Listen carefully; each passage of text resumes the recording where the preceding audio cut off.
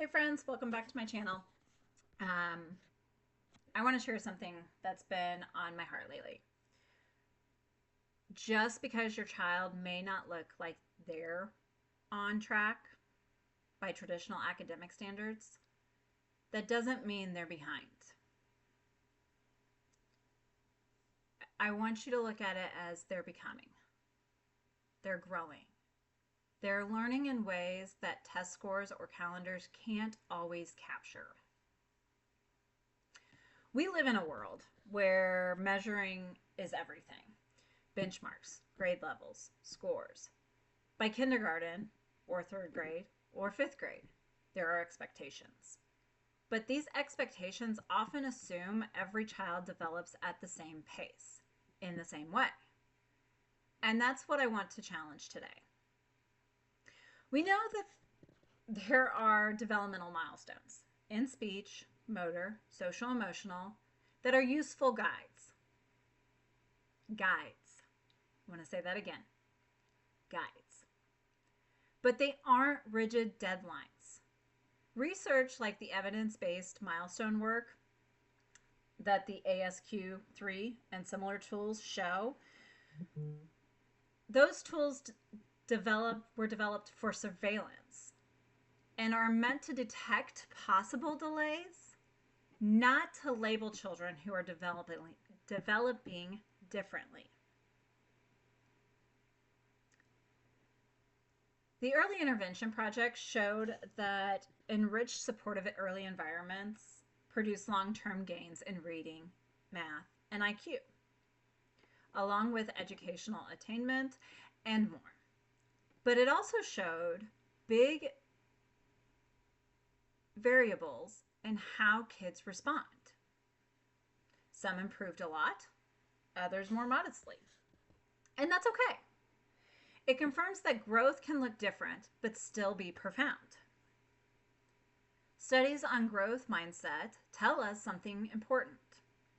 When kids and their parents and teachers believe ability can grow, effort, feedback, resilience, all matter.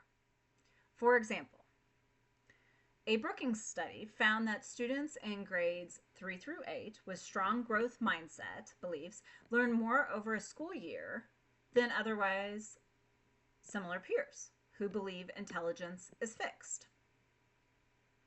This holds especially true for underserved students. But here's where the system struggles.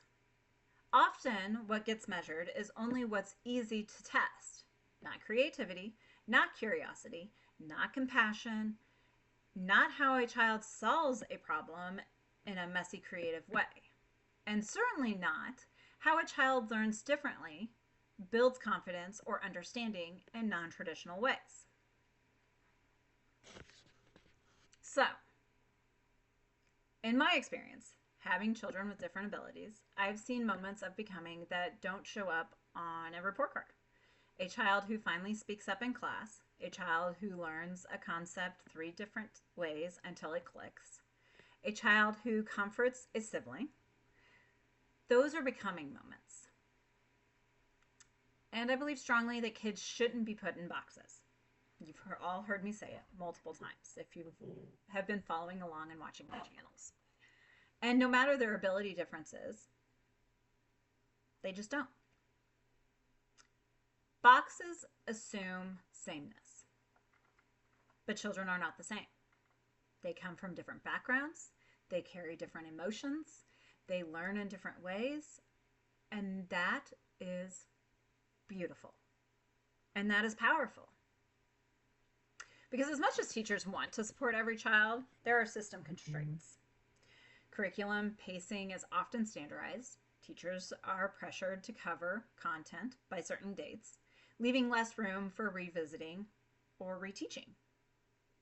Testing demands mean more class time becomes devoted to test prep rather than learning for understanding.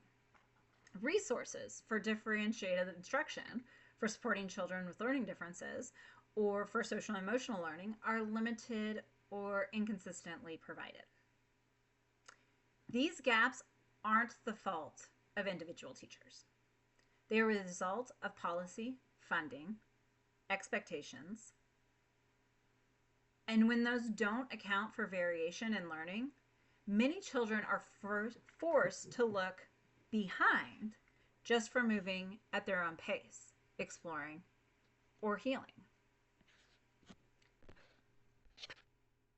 So, what can we do to help?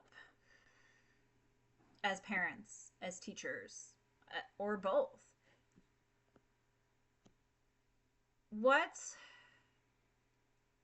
can we see in these children that is becoming and not just the behind? 1.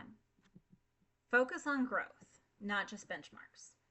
Celebrate effort, improvement, stamina, curiosity. Keep portfolios or work samples over time. Recognize incremental wins. 2. Open communication. Parents and teachers talk regularly, not just about test scores, but about how a child learns, what motivates them, what scares them, what lights them up. 3. Differentiate instruction or individualized supports. Whenever possible, adapt lessons to learning styles and paces. Use tools that allow multiple ways to show understanding. Meet the students where they are. If you have a student that is all about dinosaurs and you're trying to teach them in kindergarten math and they aren't getting the concepts, even with the manipulatives and things like that, drag out those toy dinosaurs. Talk about them at their level and make it more about something they can relate to. 4. Mindset work together.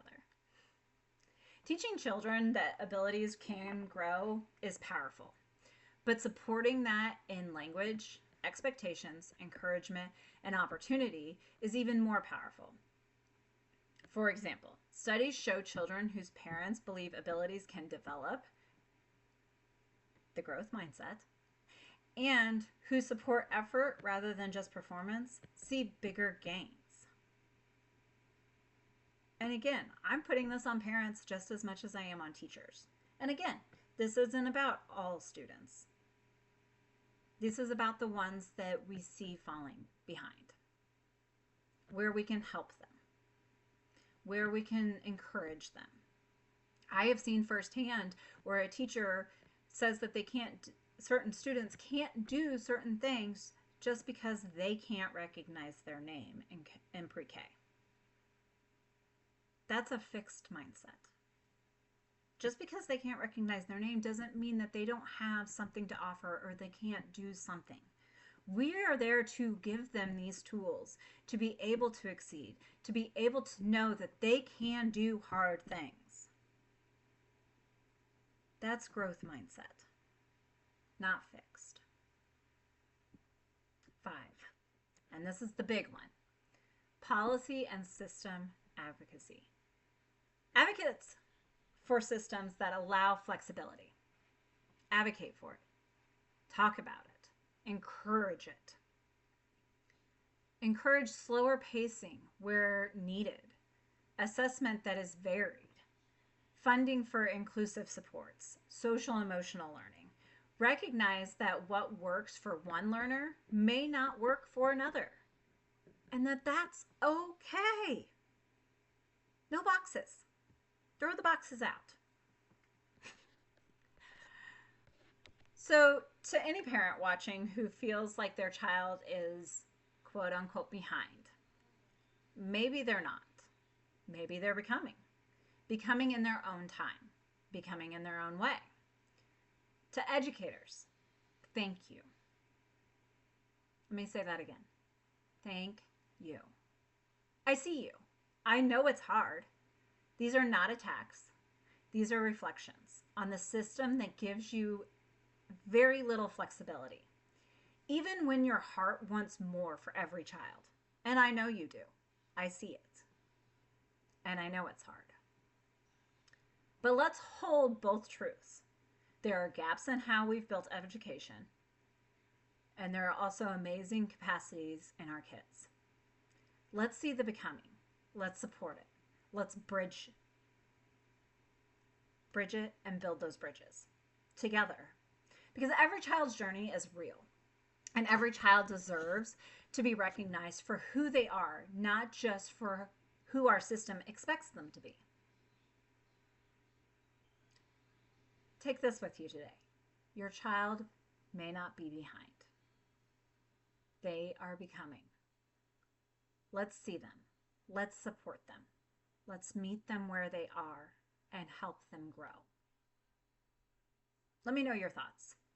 And if you've seen this yourself, or if your school has gotten this figured out and you're able to individualize it, I'd love to hear from you. I would love to know what your school system has in place for these type of things.